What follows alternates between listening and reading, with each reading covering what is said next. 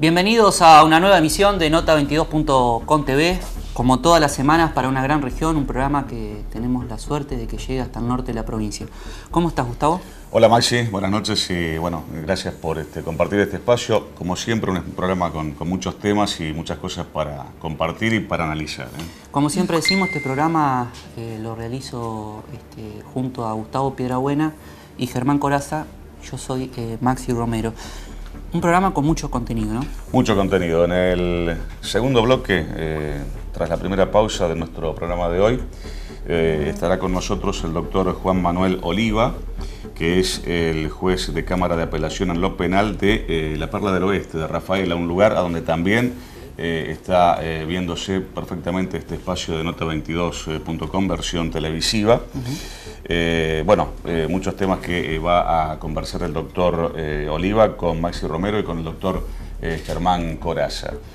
A continuación, en el tercer bloque, vamos a compartir con ustedes declaraciones testimoniales de los directivos de la Caja de la Ingeniería sobre la causa del tráfico de influencias que recae sobre el presidente de la Cámara de Diputados de la provincia de Santa Fe. Y en la parte final de nuestro programa de hoy vamos a hablar del caso del joven Brian Soto. Terrible caso. Tan solo 16 años. Terrible caso que pasó en un barrio para la gente del interior, sí. Un barrio santafesino muy populoso, realmente algo que llama al asombro, porque realmente que una persona termine su vida de la manera y la forma que va a contar el abogado acá es algo impresionante, ¿no? Sí, un caso muy estremecedor, como te decía, tan solo 16 años, falleció luego de recibir y de agonizar durante 10 días a causa de una descarga de una corriente de alta tensión que versiones periodísticas indican que habría sido de algo así como 132.000 voltios, una cosa inimaginable, y que pasaba por encima de donde se encontraba ese joven ahí en el barrio de Barranquitas de nuestra ciudad. Lo importante de esto que vamos a tratar de esclarecer, le vamos a preguntar al abogado si hay responsabilidad de la empresa, cuál es la responsabilidad también de los funcionarios. Vamos a hablar en profundidad de algo que realmente nos debe llamar qué es lo que está pasando a veces con los servicios públicos. Sí, los controles de los servicios públicos, quién controla, cómo esto se pasó controla. En un barrio, sí. En el corazón de un barrio muy populoso. Absolutamente populoso. Muy castigado con el tiempo. Y no muy lejano del centro de la ciudad de Santa Fe, porque habrá que convenir que aquí en Santa Fe hay barrios más periféricos, más alejados de lo que es el centro de la ciudad y de lo que es, digamos, la zona de bulevares. Barranquitas está casi medio ahí nomás, ¿no? Sí.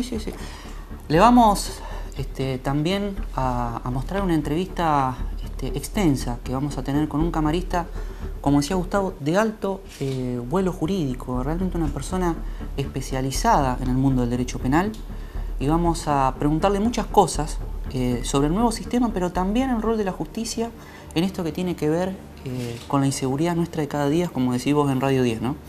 Una inseguridad que no nos abandona, que siempre tiene un capítulo más, que nunca sabemos a dónde termina, que no se le encuentra, digamos, el fin a todo esto. Lamentablemente, no es que uno quiera ser pesimista ni cargoso con este tema, pero lamentablemente no nos queda para decir otra cosa. Nos metemos de lleno en el programa, Gustavo. Con todo gusto, adelante. Vamos a un corte.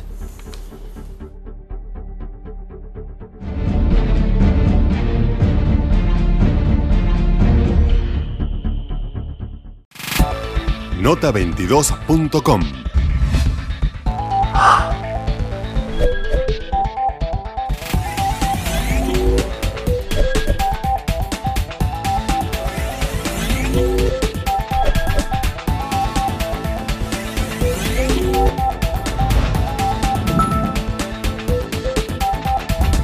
Nota22.com. Información.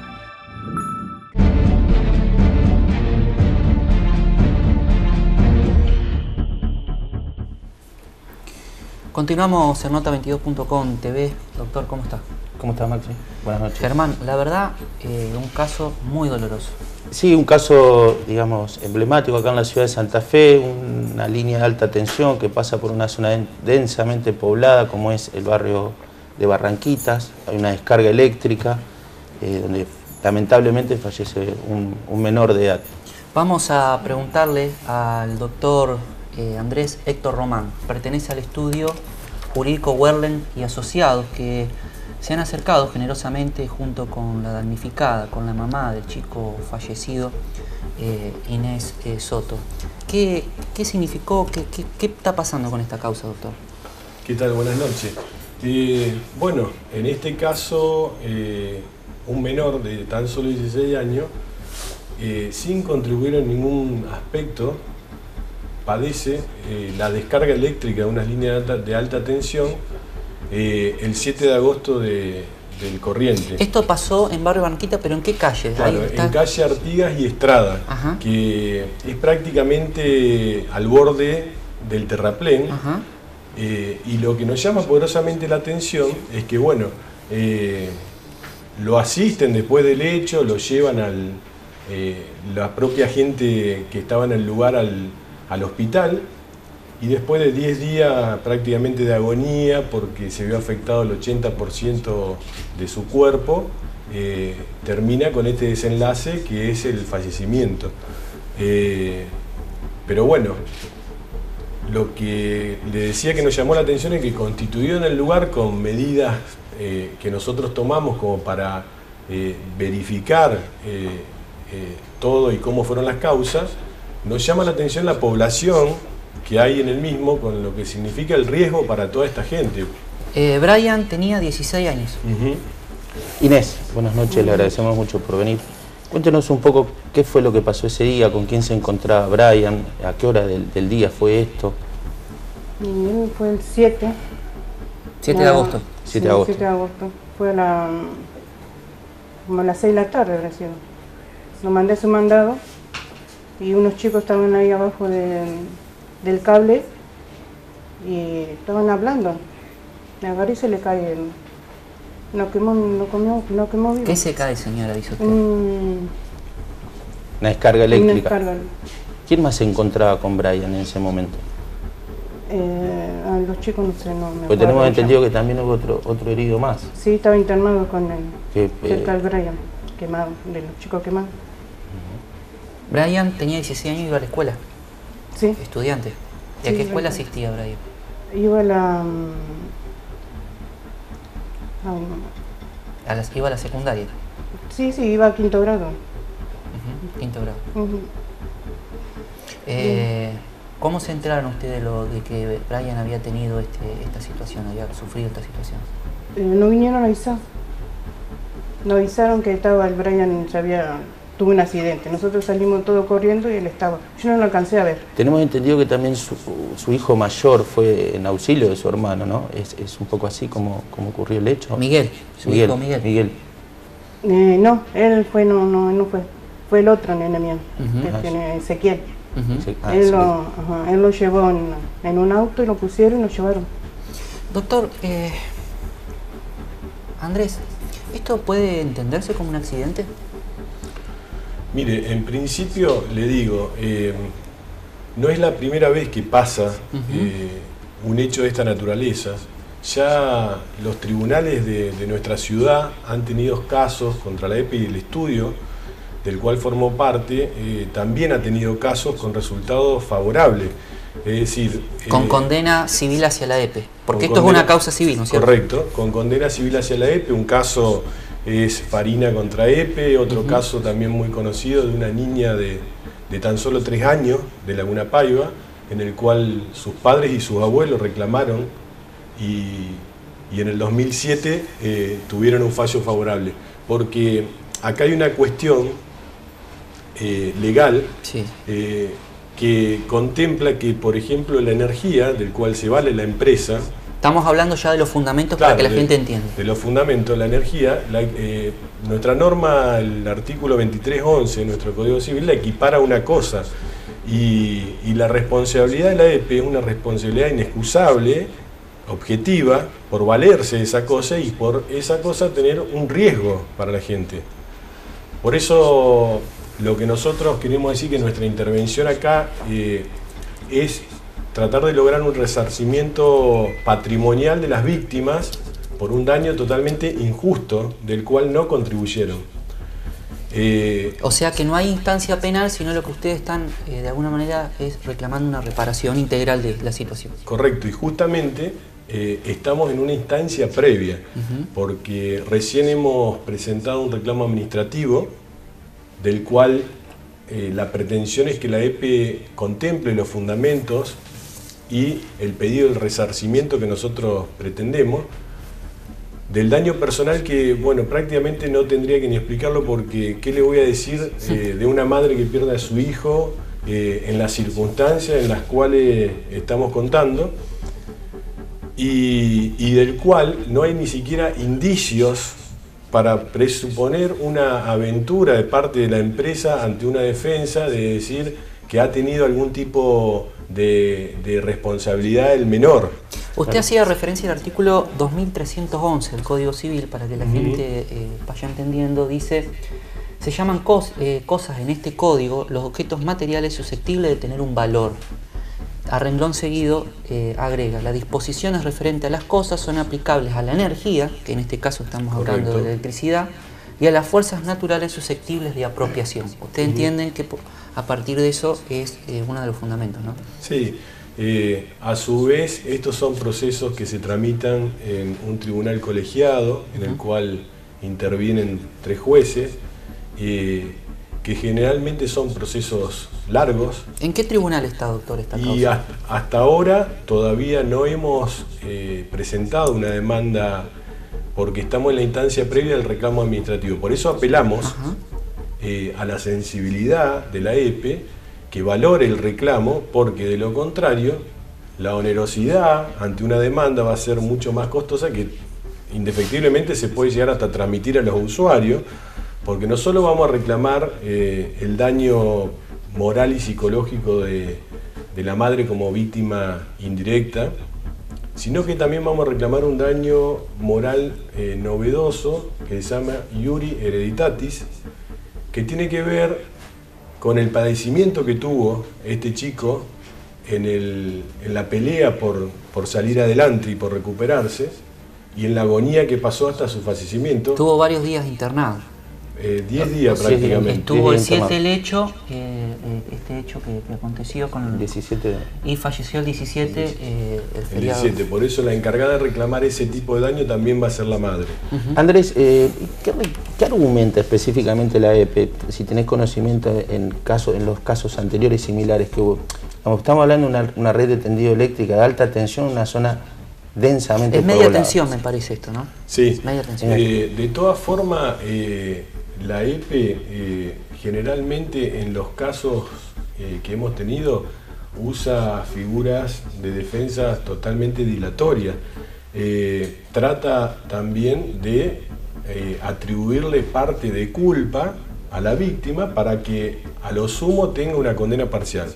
De los cuales... ¿Había alrededor de esa, ya que usted está hablando del aspecto culposo, esto, había algún perímetro que cerrara esa parte donde aconteció? Y justamente eso, Maxi, es muy buena pregunta, porque acá, aparte de todo este reclamo patrimonial que es nuestro interés, también tenemos una cuestión humanitaria y una cuestión de que no queremos que los familiares de la señora o los vecinos pasen por otra situación similar, en virtud de que ya transcurrió un mes y no solo que no había en el lugar medidas preventivas y conservadoras, a lo sumo avisando el riesgo de estar en cercanía de esos cables, sino que ocurrido el hecho tampoco cambió nada.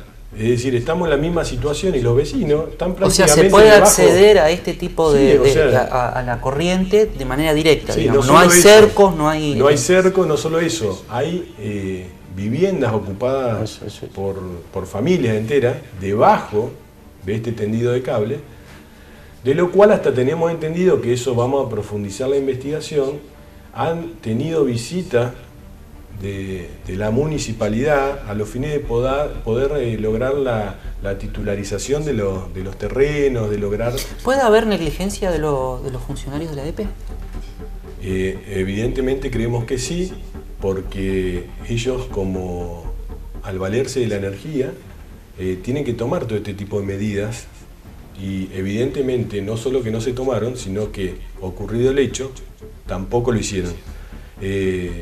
Para lo cual consideramos que son totalmente responsables y eso es lo que pedimos.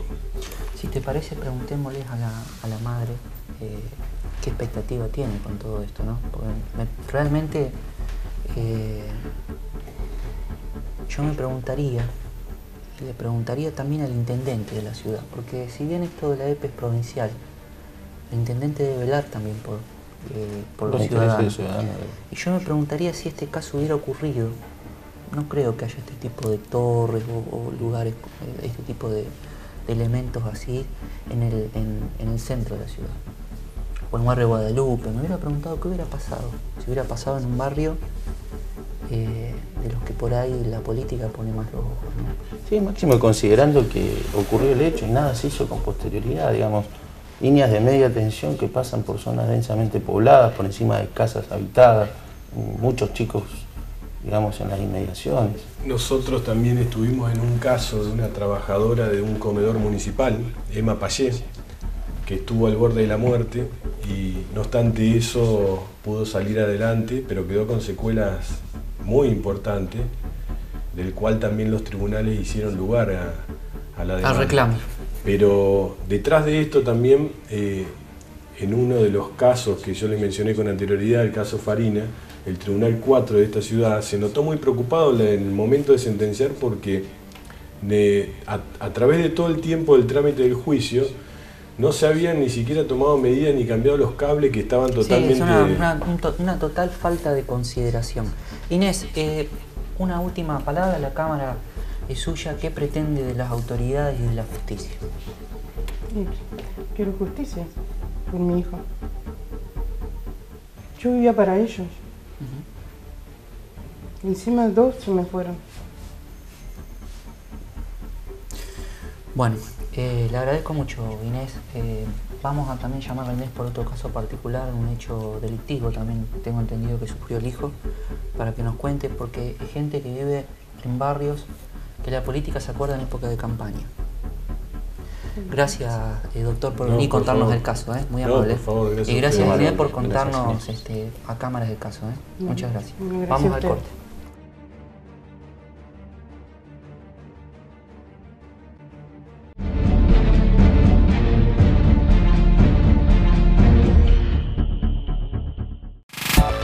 Nota22.com.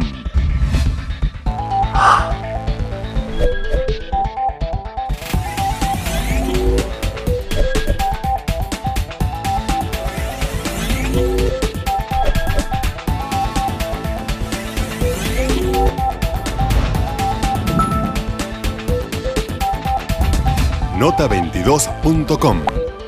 Información.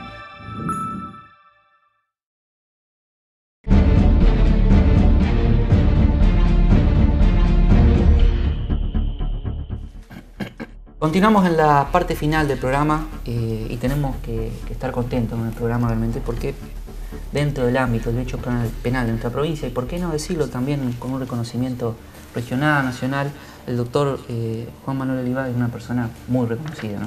Sí, palabra más que autorizada para hablar de todo lo que sea tema de derecho procesal penal, derecho penal.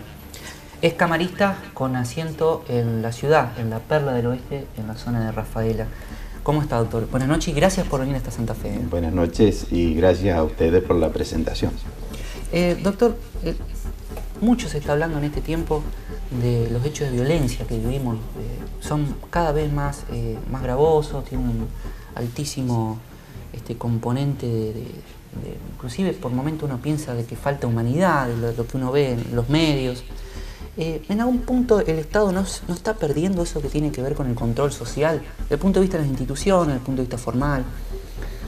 Y yo creo que en eso, digamos, tenemos que saber orientar los discursos. ¿En qué sentido? A ver, creo que hay que tener en claro cuáles son los roles que le tocan actuar a cada uno de los actores que están involucrados en este fenómeno. Si nosotros hablamos de seguridad, por lo pronto creo que hay que trazar una línea y decir que la actuación de los jueces no tiene que ver con adoptar conductas previas a la fractura de la seguridad. Es como que los jueces son llamados a actuar cuando la seguridad se ha perdido. ¿Me explico? Por eso que me parece inconveniente. Cuando se quiebra la barrera. Claro, Pero no lo ve como aparece del un lado de la juez? prevención, no lo ve del lado de la prevención. A un juez no. Yo creo que un juez tiene, voy a ser bastante contundente en esto, creo que un juez tiene prohibido intervenir o comprometerse o enrolarse en, digamos, en planes, en estrategias que tengan que ver con prevenir la inseguridad. Porque de esa manera, a su vez también compromete su actuación y pierde imparcialidad. Le explico, yo suelo decir que hay uno suele hacer algunas afirmaciones que no son vendedoras, hasta que pueden resultar antipáticas. Los jueces no tienen que ver con el factor inseguridad, su actuación es posterior. ¿Cuándo es llamado un juez a intervenir? Frente a una hipótesis de delito presuntamente ya producido. Es decir, al juez se lo convoca para resolver una situación de conflicto que se plantea entre los verdaderos protagonistas de ese conflicto, presunta víctima, presunto victimario, y para dirimir esa situación a ver qué es lo que verdaderamente ha ocurrido. De manera que tal, que si uno dijera que los jueces tienen que intervenir para prevenir que el delito no se produzca, su rol ya no sería el de resolver conflictos, sino el de prevenirlos, y para eso hay otras áreas del Estado. ¿No sirve como disuasivo lo que los jueces hacen? Sí, pero es un efecto colateral, digamos, no es la finalidad de su desempeño. A lo mejor pueden ser daños o beneficios colaterales el resultado del desempeño del juez, según sea bueno o malo el desempeño del juez. Pero no es correcto que un juez se involucre en funciones que son de otros poderes del Estado. A lo mejor caiga simpático decir que si la seguridad es un problema de todos, los jueces tendrían que estar involucrados. Pero se produce un efecto negativo, que es el sacar de foco las verdaderas responsabilidades funcionales. Cuando un problema empieza a ser de todos, probablemente pase a ser de nadie. Entonces, todo nos interesa que el problema de la inseguridad. A mí me interesa como ciudadano. El tema es que como juez yo no puedo involucrarme en actividades preventivas. Les voy a dar un ejemplo. Años atrás se iba a jugar un clásico entre Colón y Unión en Santa Fe. Entonces se llamaba el juez correccional y el juez correccional. Iba a la cancha y empezaba a decir, bueno, acá hay que hacer un pulmón, en este lugar la hinchada tiene que entrar por acá, la hinchada tiene que entrar por allá. No solamente no es tarea de los jueces, sino que de esa manera los jueces también se están involucrando en tareas que no conocen. Y lo más grave, aparte de comprometer su rol, la verdadera función que se espera de él, es que se involucra en tareas en las que no es eficiente. No estamos preparados los jueces en actividades de prevención. Lo de los jueces pasa por conocer tesis presentada por un acusador, confrontación con una antítesis que presenta un defensor y dirimir ese conflicto. De la atormentada frase, los jueces hablan por sus resoluciones judiciales, ¿no? A lo mejor tendríamos que hablar un poco más. A lo mejor los jueces nos hemos tomado demasiado en serio el tema de que tenemos que ser permanentemente jueces parcos y expresarnos solamente mediante nuestras resoluciones. En alguna medida por eso estoy acá, porque yo creo que los jueces nos debemos una apertura con la sociedad, pero también esa apertura tiene que ver con explicar en qué consiste nuestro rol. Y así como les digo que para que la sociedad entienda nuestro rol tenemos que hacer algunas afirmaciones antipáticas, una de ellas es que al juez individuo, en mi caso Juan Manuel Oliva, le interesa el problema de la seguridad como ciudadano. Como juez, si yo me involucro en combatir la inseguridad, eso va en línea con ciertas orientaciones de desempeño. Si yo quiero combatir la inseguridad, entonces yo voy a considerar que mi función es exitosa en la medida que de ella resulten condenas. Y si yo tengo como objetivo dictar más condenas que absoluciones, yo repito, estoy orientando mi función y descuidando mi imparcialidad. Por eso también, aunque resulte una afirmación antipática, los jueces no estamos a favor de la víctima. Los jueces tienen que ponerse del lado de la víctima. No, del lado de la víctima estarán los abogados de la víctima. Si la víctima quiere intervenir como querellante, los jueces le deben atención, respeto, un lugar en el proceso, la no exclusión, de acuerdo. lo que no pueden los jueces es tomar partido a favor de la víctima, porque en alguna medida se están poniendo en contra del imputado, y una vez más perdemos imparcialidad. Y la imparcialidad no es tan, hace a la esencia de la función del juez. No hay juez sin imparcialidad. De hecho, Maxi, en este nuevo código, doctor, se le ha dado digamos, una serie de prerrogativas a la víctima, en este caso a constituirse como querellante, que antes no existía. Sí, es verdad. Cuando se critica desde un punto de vista peyorativo el nuevo código, se suele decir que es el código de garantías para los imputados y no para las víctimas. Al garantismo en general se le achaca un descuido de la víctima y una inclinación a favorecer a los imputados, ¿no es cierto?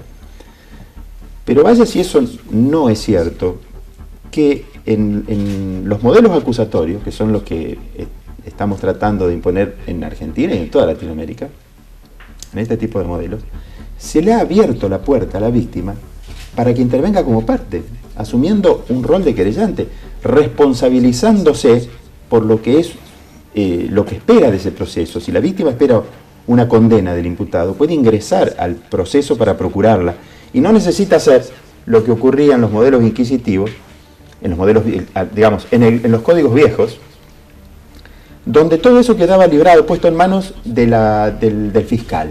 El viejo actor civil. El actor civil, la víctima solamente podía intervenir como actor civil reclamando una indemnización, pero no podía participar en el proceso procurando la condena del imputado. Esa puerta hoy se le ha abierto. Y antes a la víctima no se la quería dentro del proceso. Se decía que total la representación por parte del fiscal era suficiente. Todo basado en lo que ustedes, como técnicos en la materia, saben que es lo que se da, probablemente no el televidente, a lo mejor merezca explicársele, el fenómeno llamado de la expropiación, donde el Estado le decía a la víctima que se iba a ocupar de su problema, que no le dejaba ingresar al proceso, porque el fiscal, un funcionario público, se iba a ocupar de su problema. Sí, pero un día el Estado no funcionó como debía. Pero un día el Estado no funcionó como debía y esa víctima que dejaba todo en manos del Estado después encontraba con que un proceso que le interesaba podía prescribir. Y no tenía acciones individuales para actuar.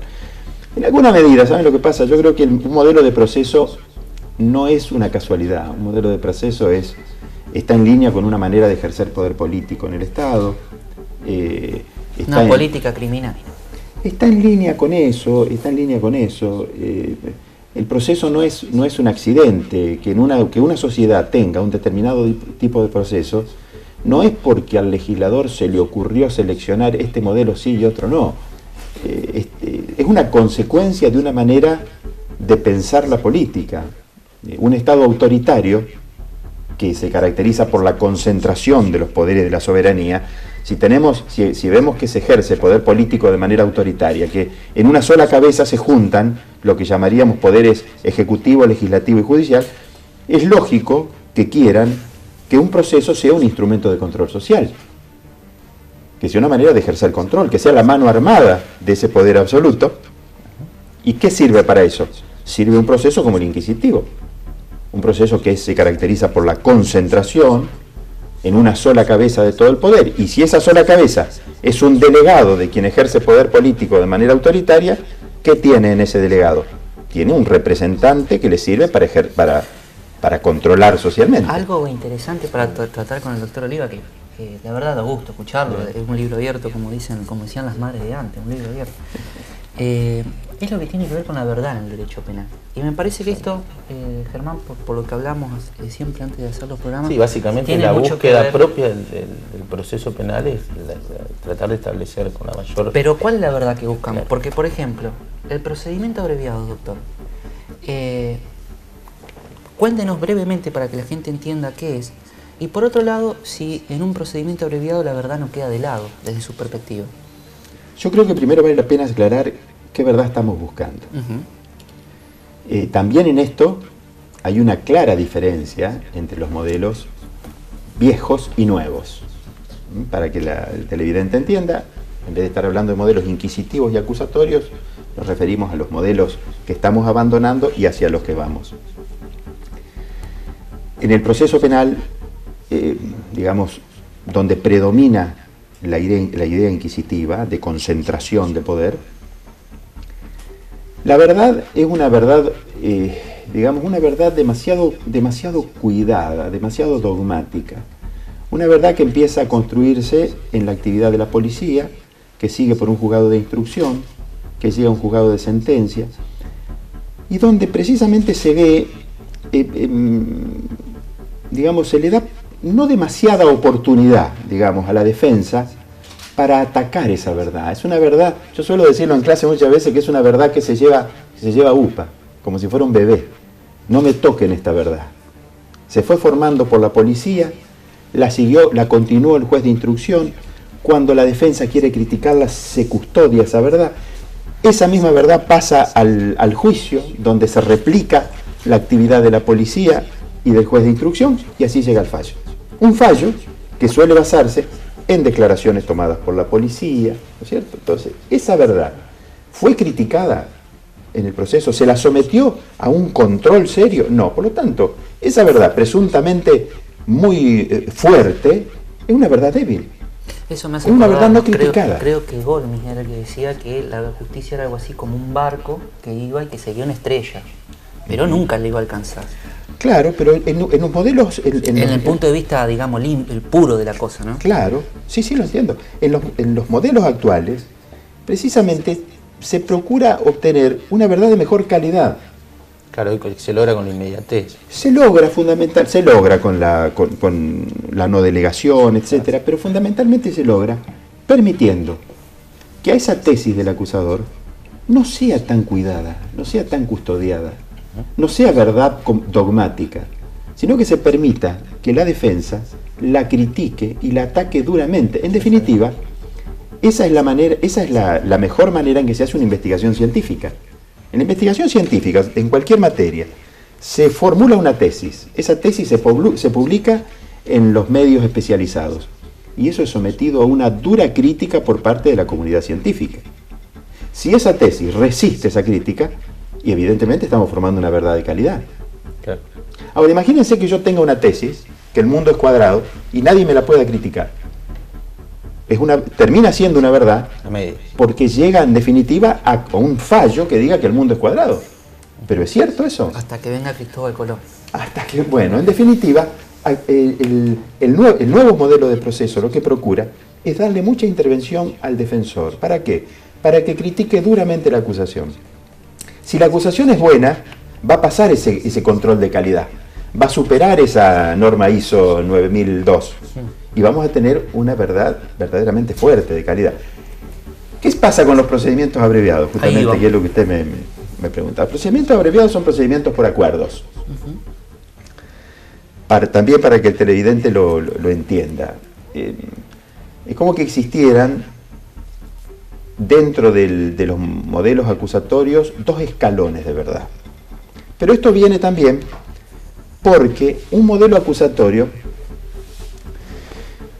se basa en una idea de derecho penal, a ver si me voy a explicar bien en esto. Un modelo inquisitivo se basa en una idea de derecho penal como infracción.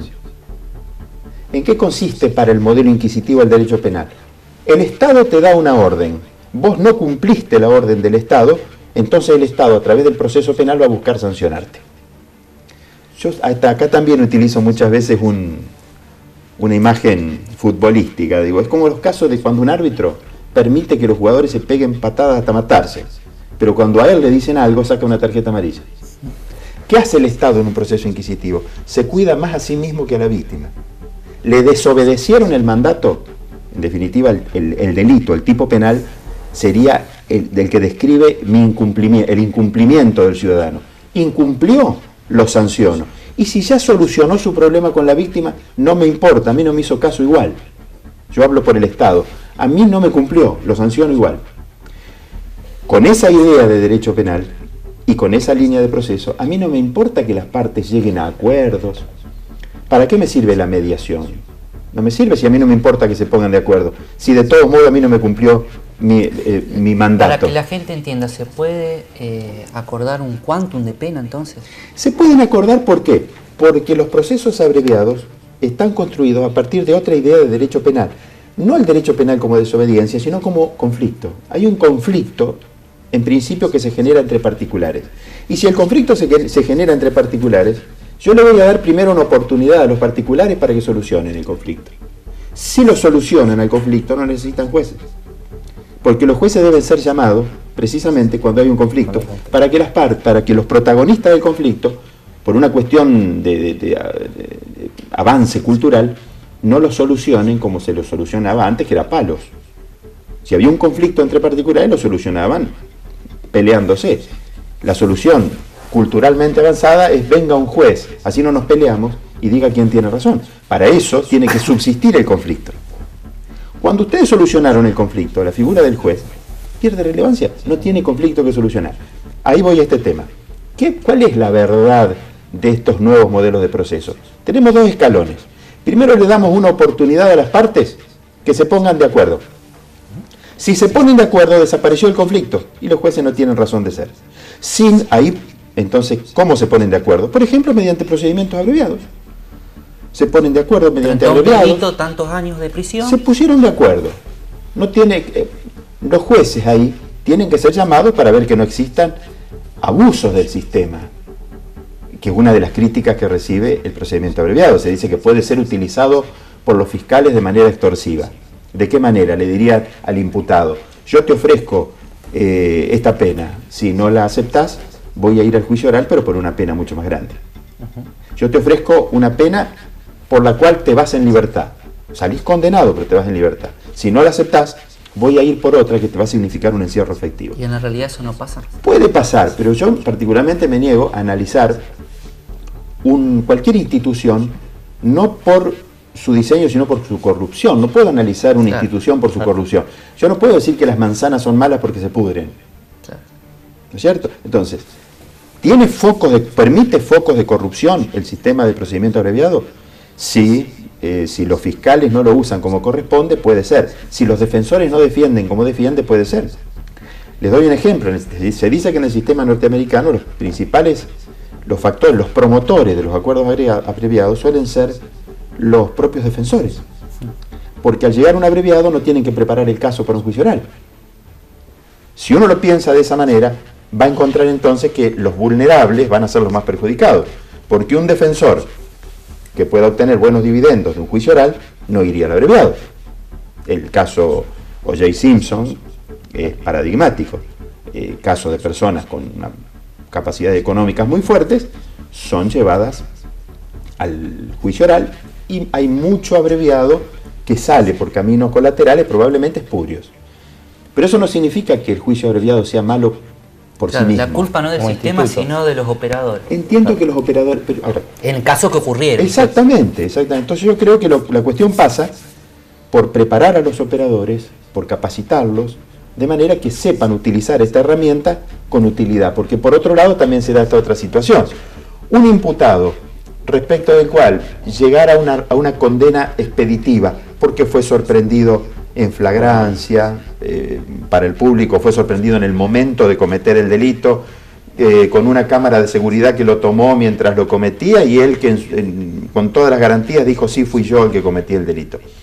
Y ese imputado que puede obtener una sentencia condenatoria rápida, a partir de la cual obtenga beneficios carcelarios, no le vamos a permitir eso porque los abreviados son malos y lo vamos a hacer ir a un juicio oral, público, cuando no va a tener un buen resultado de eso. Yo creo que en eso bien podría decirnos el imputado: no me defiendan tanto que me perjudican. Dijo una palabra interesante, en torno a la cual hay un debate: ¿cuándo surge? ¿Cuándo emerge? ¿A partir de qué momento? ¿A partir de qué momento una persona puede considerarse imputada en una causa penal? Ha habido una discusión sobre eso, pero yo creo que tenemos que pensarlo desde el punto de vista de la utilidad. Y al imputado le resulta útil ejercer derechos. Por lo tanto, lo ideal es que una persona pueda considerarse imputada lo antes posible dentro de un proceso. Y en eso... O sea que no es malas palabras ser imputado, sino que en un sistema es bueno para defenderse a tiempo. Reconozco que no me gustaría estar imputado. En cuanto al conocimiento real de qué lo acusan, cuál es la prueba de cargo... Claro, no es lindo ser imputado, pero desde el momento en que se está orientando una investigación penal respecto de mi persona, el que se me reconozca esa calidad significa que yo ya puedo empezar a esgrimir derechos. a emplear derechos, a tener conocimientos, etcétera. ¿Y cuál sería el momento para usted? Los códigos en eso suelen violar una máxima jurídica que dice que los códigos no tienen que tener definiciones. Claro, sí. Pero los códigos siempre han puesto, es que siempre se ha consignado que se es imputado desde que se es detenido o se es indicado. Bastaría que una persona sea indicada como autor o partícipe de un delito para que pueda ejercer los derechos que le corresponden al imputado. Y cuando se es indicado, y bueno, basta con que en una denuncia aparezca mi nombre, aparezca, o algo claramente que se dirige hacia mí. O sea que hay un umbral de mínima para ser imputado, que puede caer antipático por el rótulo de imputado, pero que crea una situación de utilidad para la persona que es perseguida penalmente. Una última pregunta, Germán, que sé que va a ser larga la explicación dentro de los términos televisivos, porque es un tema que le apasiona al Poder Judicial hoy día debatirlo, porque creo que también se está discutiendo en el mundo. Porque hay muchos que dicen hubo 3 etapas, una tuvo que ver lo que tuvo que ver con los parlamentarios, otra tuvo que ver con los poderes ejecutivos o el poder administrador, y esta es una etapa de la justicia porque es la que está en observación, pareciera más que nunca, no sé por qué, pero es como que se dio así, que tiene que ver con la independencia del Poder Judicial. ¿Qué se entiende realmente por independencia judicial? ¿Qué es la independencia del Poder Judicial? Porque una palabra se usa mucho, pero podemos aprovecharlo, doctor, que conoce que tenemos que recalcar, decíamos, a veces hay funcionarios que no es necesario contar toda su historia porque son conocidos por sí. Creo que es un caso del doctor. Sí, de hecho hicimos la mitad de las preguntas que teníamos. Sí, pensadas. pero realmente es como que estar en una clase. No, es como estar en una clase y creo que contribuye a esto que decíamos que es la cuestión social, ¿no? ¿Qué es la independencia básicamente del Poder Judicial y cómo está hoy, ¿no? Sobre todo en nuestra provincia. Bien, hay distintos aspectos. La independencia no tiene un solo cariz. Hay distintos aspectos. Tradicionalmente se consideró que la independencia era el no tener un vínculo de dependencia de los poderes políticos. Siempre se consideró que un juez es independiente cuando no es el juez del gobernador, del presidente, del senador, del diputado, es decir, de los poderes electivos, ejecutivos, legislativos. La independencia se circunscribía a esto, y es muy importante que el juez sea independiente respecto de los poderes políticos. Sobre esto hay amplísima bibliografía y la experiencia misma, ¿no es cierto? Y bueno, después está el tema de que es bueno declamarlo, y después cómo hacemos para obtenerla, a esa independencia. Yo creo que, teniendo en cuenta que los jueces son seres humanos, falibles y fundamentalmente, que dado el rol que cumplen, deben ser valientes, pero no somos superhéroes, es muy importante que exista una normativa que le permita al juez ser independiente de manera más fácil, que no le cueste tanto la independencia. Por eso, buenos sistemas de designación y buenos sistemas de remoción contribuyen a la independencia de los jueces respecto de los poderes políticos. Si un juez no ingresa siendo el juez del político al que le debe una factura, le va a ser mucho más dueño de su cargo. Si un juez no puede ser echado por sus opiniones o porque a alguien del poder político no le guste cómo dicta un fallo, también va a ser, eso se gana en moneda de independencia. Pero estos matices de la independencia de los poderes políticos no es la única, y ya me animaría a decir que no sé si es hoy la más importante. Es muy importante, pero creo que por lo menos está parificada con la independencia que se llama interna y con la independencia del poder mediático. Eso también ejerce sobre los jueces. Usted está hablando de la famosa condena social, que parece que los casos se resuelven en los estudios de televisión y no en los estrados.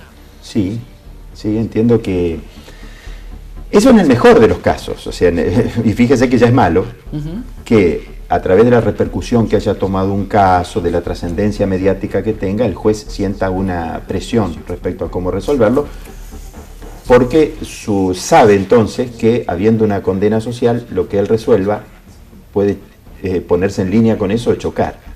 En el mejor de los casos ocurriría ese caso. En el peor de los casos, por intereses mediáticos, también un juez puede estar presionado a cómo resolver. De todas maneras, no sé usted cómo lo vive, y un poco me voy a poner del lado corporativo, de que estamos sentados de este lado. Bien. Me da la sensación de que hemos ganado en cuanto al derecho al acceso a la información. Incluso el mismo tribunal que usted forma parte ha promovido permanentemente, inclusive capacitar a los periodistas, porque yo creo que el mayor problema, doctor, y no sé si usted lo va a compartir, no es debatir el tema en los medios, sino que los que lo ponen en debate son gente que no está preparada o que no conoce la causa como debería conocerla, o conocer la ley como debería conocerla. Y creo que eso entorpece más... Está interesada en distorsionar. O está interesada en distorsionar. Sí, puede pasar. Eso es lo que más me preocupa, cuando algo está verdaderamente interesado en distorsionar. Pero no me cabe ninguna duda, y creo que cuando empezamos esta charla yo les decía que la idea de los jueces parcos y encerrados en sus despachos no se compadece con el estadio que tiene nuestra sociedad, el nivel cultural actual, donde requiere otra comunicación con quienes ejercen cualquier área de gobierno en general y en alguna medida la del Poder Judicial y también una esfera de gobierno. Por lo tanto, y les dije también, por eso estoy acá, yo creo que los jueces tienen que abrirse a la sociedad, informar. El problema con la independencia no está, digamos, no lo relaciono directamente por el lado de que los jueces tengan mayor o menor comunicación con la prensa. Es bueno que exista comunicación con la prensa. Si dijéramos, ¿vieron cuando les decía hoy aquello de que también un comportamiento, una institución debe juzgarse por sus bondades más que por su corrupción, sin perjuicio de que su corrupción deba ser combatida? La corrupción de esa comunicación de los jueces sería los llamados jueces estrellas, que tratan también de caer permanentemente simpáticos por sus resoluciones. Y eso también hablaría mal de los jueces que se comportan de esa manera. Pero es excelente que la sociedad tome conocimiento de lo que pasa en los tribunales. El modelo de proceso que estamos impulsando es un modelo de puertas abiertas con audiencias públicas. Y esas se audiencias, sacó de la oscuridad los tribunales y se lo puso a la luz. Y en eso contribuye el periodismo sin la menor duda. Es indispensable, es un canal indispensable de comunicación. Me faltó un comentario. Cuando hablamos también de independencia, es muy importante la independencia interna del Poder Judicial. Tener bien presente que los jueces son un organismo horizontal, y a veces a los propios jueces de Cámara, como soy yo, nos cuesta entenderlo, y es muy importante entenderlo. Cada uno de los jueces tiene plena jurisdicción dentro de la organización judicial, y por eso mismo también, recogiendo aquello que decíamos, ¿pueden los jueces comprometerse en la seguridad? Cada juez es un individuo, no podrían actuar en conjunto como puede actuar el Ministerio Fiscal, organizando determinadas acciones relacionadas con determinados delitos que se cometen en un lugar o en otro. Cada juez es un individuo con plena jurisdicción que no tiene, un juez de primera instancia no tiene en un juez de Cámara un jefe. Tiene una persona que si las partes protestan va a revisar lo que resolvió, pero que no puede darle órdenes previas de cómo resolver. Y ese es un aspecto también muy importante de la independencia. Diría un amigo que le gusta utilizar la palabra entre telas. Hago referencia a Gustavo Piedrabuena. Hay que saberlo leer entre letras al doctor. La verdad, un lujo. Me encantaría hablar una hora más, pero no tenemos más tiempo. Nos quedaron la mitad de los temas por tratar. Realmente un verdadero placer. No sé qué te pareció, Omar. No, impresionante. Y si usted, doctor, nos permite, nos gustaría en un tiempo hablar, por ejemplo, el sistema de libertades que nos quedó pendiente, una serie de cuestiones. El doctor, si me permiten pasar un aviso, ¿no? Sí, cómo no. Que usted me decía justamente aquello de que el propio Poder Judicial está involucrado en esto de la capacitación de periodistas. Efectivamente es así. El Centro de Capacitación Judicial, que depende de la Corte, tiene un curso. Sí, la directora es la doctora Jacqueline Balangioni, que yo en algún momento la di la actitud porque fuimos también hace poquito al doctor Omar de Pedro, que estaba en una de las partes de los segmentos del curso anual que se estaba dictando, y la verdad que muy buen nivel. Y está bueno también que lo dicten los mismos funcionarios judiciales, que son los que operan, ¿no? Así que muchas gracias, doctor. Gracias a ustedes. Por venir, repito, de Rafaela a la capital de la provincia, por un programa que llega, gracias a Dios, espero que siga así por un tiempo, hasta el norte de la provincia. Así que muchas gracias. Gracias a ustedes. Muy amable. Nos vemos la semana que viene en Nota22.com TV.